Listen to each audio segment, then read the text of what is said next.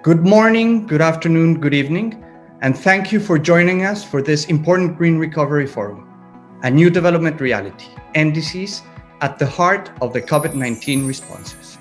COVID-19 has had a devastating impact across the whole world, but as we look to the future, it's clear that economic recovery and climate action should not and do not need to be seen as an either-or choice. Climate action cannot be delayed.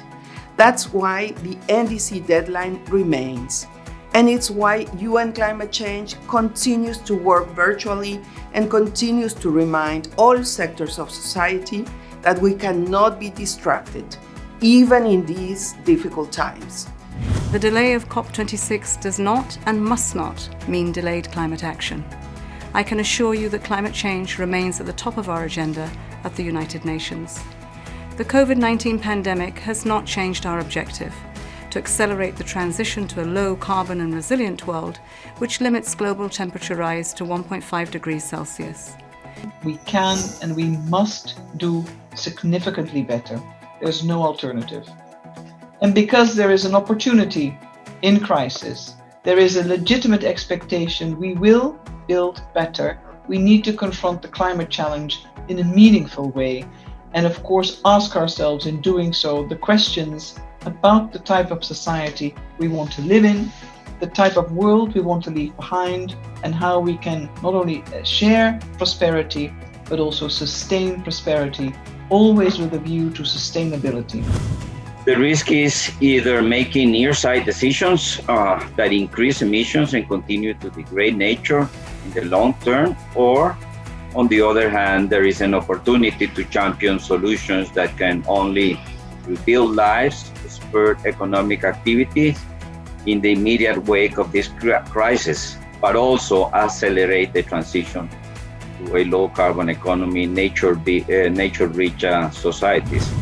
We urge our international partners to also put in place clear and robust low-carbon plans and national recovery strategies. This will give our societies a sense of direction and purpose, and guide investors and businesses towards sustainability. IMF analysis shows investors are not pricing in climate risk. Government should require financial firms to better disclose climate risks in their lending and investment portfolio. We can't return to business as usual. I think that is obvious. The COVID-19 crisis has told us and has dramatically exposed to us our unhealthy and unsustainable relationship with the environment and therefore how it impacts on society and economy. And therefore it's absolutely imperative that we all now, with the NDCs, take this opportunity to flick that green switch so that we can rebuild healthy, resilient and equitable societies. Good element that we have is that we have the technology, we have the science, and there is also the possibility of continue working together to also access climate finance in a very good way, so we can achieve this transformation in a positive way. Is that in these very critical times that we strengthen capacity, and this is actually exactly what the NDC Partnership is doing right now by providing additional economic advisors, embedded advisors in critical ministries, so that we can really make sure that we combine efforts and also put on a green lens. We need to structure our current fiscal stimulus to accelerate transitions toward low carbon development path. There are a lot of evidence actually demonstrate that low carbon development path can create greener and better jobs. And in so doing, obviously, we are going to be working with a number of partners. We have decided to make sure that our approach actually takes into consideration regional and global solidarity as well as multilateralism. But on top of that, we have also adopted a multi-sectoral approach whereby all the sectors, are able to contribute the best of their part, to this recovery plan. From the World Bank perspective, we are still, of course, focused very much on the rescue phase. As we all know, it's still a very fluid situation.